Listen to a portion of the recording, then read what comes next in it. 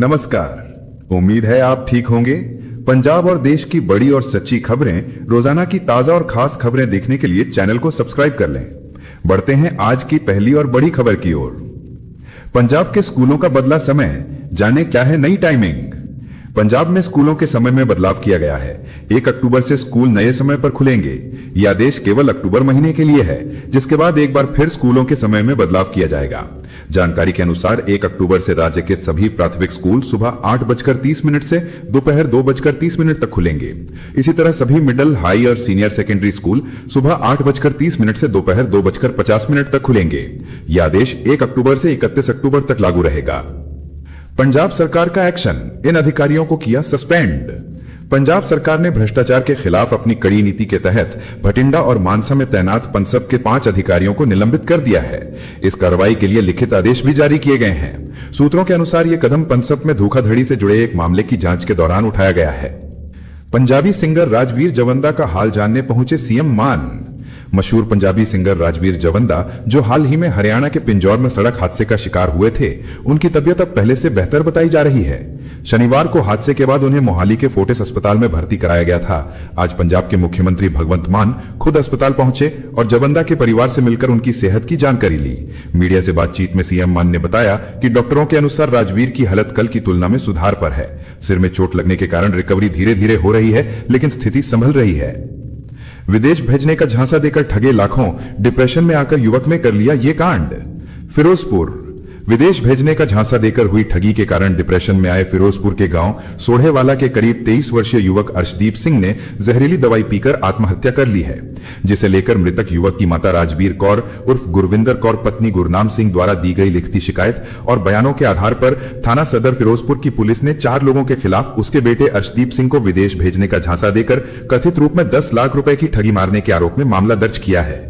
Police द्वारा वीरपाल कौर, सरबजीत सिंह, सुखविंदर सिंह और रंजीत सिंह के खिलाफ मामला दर्ज करके आगे की कार्रवाई शुरू कर दी गई है। 30 सितंबर तक निपटा लें ये काम, नहीं तो करना होगा मुश्किलों का सामना। प्रॉपर्टी टैक्स जमा करवाने वालों के लिए खास खबर सामने आई है। नगर निगम के प्रॉपर्टी टैक्स विभाग के सुपरिटेंडेंट महीप सरीन, भूपेंद्र सिंह, बडिंग और राजीव ऋषि ने बताया कि जो लोग 30 सितंबर तक अपना प्रॉपर्टी टैक्स जमा करवाएंगे, उन्हें 10% की छूट दी जाएगी। इसके पश्चात टैक्स की पूरी राशि अदा करनी होगी। उन्होंने ये भी बताया कि पिछले वर्षों के प्रॉपर्टी टैक्स पर लगने वाले ब्याज और पेनल्टी में 50% की छूट की अंतिम तिथि भी 30 सितंबर ही है। अतः इस तिथि तक टैक्स भरने वालों को दोनों प्रकार की छूट का लाभ प्राप्त होगा। उन्होंने बताया कि अब तक निगम को 31 करोड़ रुपए का प्रॉपर्टी टैक्स प्राप्त हो चुका है, जो पिछले वर्षों की तुलना में काफी अधिक है।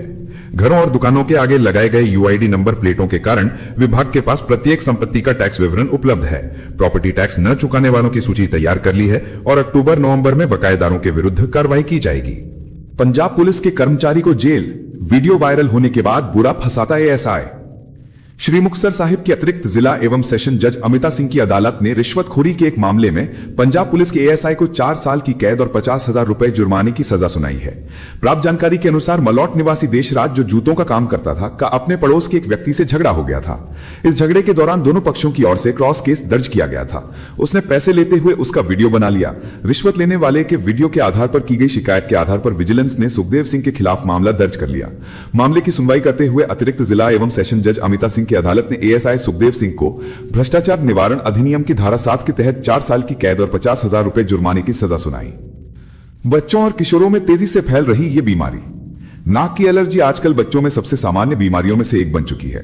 सही इलाज न होने पर यह बीमारी जीवन भर बनी रह सकती है और बच्चों की पढ़ाई और विकास पर भी असर डालती है।